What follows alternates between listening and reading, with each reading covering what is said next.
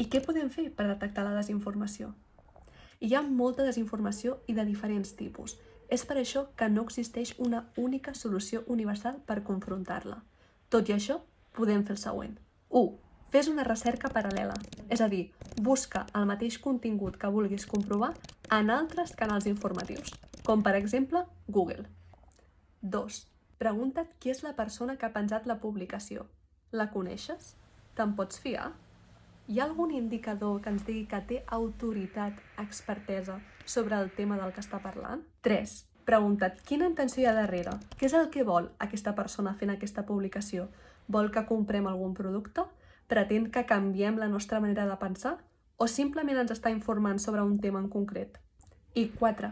Com vol que reaccioni? Quines emocions en vol generar aquest contingut informatiu? Si ens trobem davant de contingut que ens genera emocions molt fortes o negatives, segurament serà contingut desinformatiu.